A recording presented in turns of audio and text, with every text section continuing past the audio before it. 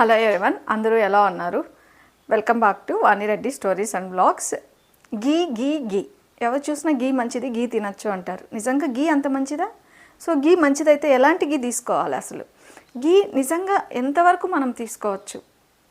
అంటే గీ మంచిది అని ఎంతైనా తినేయచ్చా? అసలు యాక్చువల్గా పూర్వకాలంలో గీ అనేది ఎలా చేస్తున్నారు, ఇప్పుడు మనం ఎలా తీసుకుంటున్నాం గీ అనేది కదా.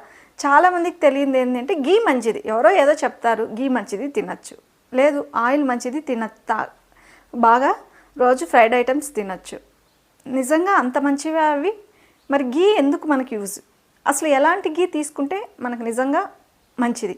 చూడండి, ఏదైనా సరే మనకి ముందు నుంచి తెలిసిందే, ఏదైనా ఎంత తీసుకోవాలో అంతే అవసరం. ఇప్పుడు మీరు instead of oil you can use ghee. అది ఎంత? మనిషికి 1 మంత్కి 500 ml కావాలి, అంటే 1/2 లీటర్ కావాల్సి వస్తుంది. అంతకుమించి ఎక్కువ తీసుకుంటే ఫ్యాటో కొలెస్ట్రాల్ మన బాడీలో ఎక్కువ పెరిగిపోయి లేనిపోని ప్రాబ్లమ్స్ వచ్చే ఛాన్సెస్ ఎక్కువైపోతాయి. సో అసలు ఎలాంటి గీ తీసుకోవాలి? మీరైతే ఎలాంటి గీ తీసుకుంటున్నారో కామెంట్ చేయండి. యాక్చువల్గా గీ గీ అంటాం కదా, ముందు రోజుల్లో గీ అనేది ఎలా వచ్చేది? నెయ్యి అనేది చెప్పండి.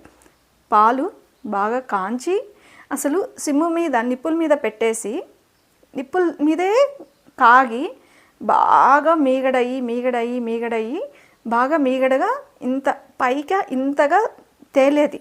ఆ తర్వాత ఏం చేసేవాళ్ళంటే దానికి వెప్పేసి అలానే పెట్టేసి నైట్ అంతా అది ఫెర్మెంట్ అయ్యి మార్నింగ్కి పెరుగు అయిన తర్వాత దాని మీద ఉండే గీ అంతా పెరుగుది ఉన్న దగ్గర ఉన్న ఇదంతా తీసేసి ఒక కప్పులో వేసి తర్వాత ఇంకా దాంట్లో కొంచెం వాటర్ వేసి చిలికేవాళ్ళు. ఇలా కవ్వంతో చిలికి ఆ పైన వచ్చేదంతా తీసుకొని అదే బౌల్లో వేస్తూ ఉండేవాళ్ళు. వేసి ఒక 1 వీక్ ఒకసారి, లేదు 15 డేస్కి ఒకసారి, 1 మంత్కి ఒకసారి దాన్ని కాంచుకొని గీలాగా చేసుకునేవాళ్ళు. కానీ ఇప్పుడు మనం ఎలాంటి గీ తీసుకుంటున్నాం? నిజంగా మనం తీసుకుంటున్న గీ మంచిదేనా? అసలు ఎలా ప్రిపేర్ చేస్తున్నారు?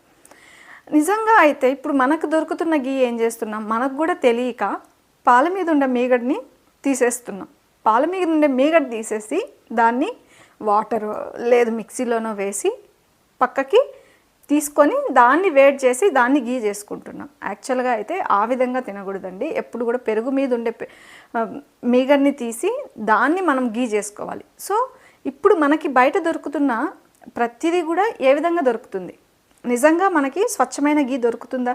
అంటే స్వచ్ఛమైంది అంటే మనకు దొరుకుతున్న గీ కూడా పాల మీద మీగడ, పెరుగు మీద మీగడ కాదు. కాబట్టే కష్టం. ఏవో కొన్ని బ్రాండ్స్ నిజంగా అయితే ఉండొచ్చండి. నేనైతే ఎవరికి ఏది రెఫర్ చేయను. నార్మల్గా A2 కౌ మిల్క్ అనేసి A2 గీ అని తర్వాత బయోలినా చేసి తర్వాత దాని మీద కౌ మెన్షన్ చేసింటారు. నార్మల్గా మనం ఎప్పుడైనా సరే మనం ఇంట్లో చేసుకునేది ఏదైనా మంచిదే. అది లిమిటెడ్గా ఏదైనా మనం తినచ్చు. అతిగా మించకూడదు. ఏది తీసుకున్నా ఎక్కువ మించకూడదు. ఎంత కావాలో అంతే తీసుకోవాలి.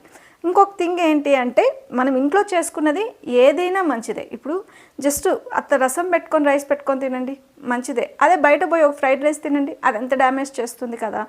సో ఇదే విధంగా ఏంటి అంటే బయట దొరుకుతున్నది కూడా మనకి పాల మీద దొరికే మీగడతోనే వచ్చింది. లేదు కొన్ని బ్రాండ్స్ నిజంగా పెరుగు మీద నుంచి తీసి చేసేవి ఉంటాయి. A2 కౌగితో బయోలినా ప్రాసెస్తో చేసినవి ఉంటాయి. సో అవి ఆవును కూడా మెన్షన్ చేసి ఉంటారు. అవి ఎంతవరకు కరెక్ట్ అనేది మీకు తెలియాలి. మీరు చెక్ చేసుకొని మీ బ్రాండ్ బట్టి మీకు అంటే తక్కువగా వస్తుందా ఎక్కువగా వస్తుందా అనేది ఇక్కడ ఇంపార్టెంట్ కాదండి. మంచిగా ఏది ఉంది అనేది ఇంపార్టెంట్. బయటది ఏదైనా కొంచెం ఫ్లేవర్స్ తోటి అలానే ఉంటాయి కాబట్టి ఏదైనా షుగర్ యాడ్ చేయడము, కలర్స్ యాడ్ చేయడము ఇలా దొరుకుతుంది. కాబట్టి వీలైనంత వరకు ఇంట్లో చేసుకొని తిన్నది ప్రతిదీ మనము బాగా మన గట్ హెల్త్ని డైజెషన్ కోసము, లేదు ఇంకా ఇమ్యూన్ సిస్టమ్ బాగా వర్క్ చేయడం కోసము యూస్ చేసుకోవచ్చు. ఏదైనా లిమిట్లో తీసుకోవాలి, మంచి స్లీప్ ఇవ్వాలి, స్ట్రెస్ తగ్గించుకోవాలి, ప్రాపర్గా కాన్స్టిపేషన్ జరగాలి. అది వెళ్తూ ఉన్నప్పుడే మనకి ఇవంతా మనం కరెక్ట్గా వెళ్తూ ఉన్నాము అంటేనే మన బాడీ మన గట్ హెల్త్ బాగా వర్క్ చేస్తుంది. సో మన వీడియో ఇన్ఫర్మేటివ్గా అనిపిస్తే లైక్ చేసి సబ్స్క్రైబ్ చేసుకోండి. Thank you everyone.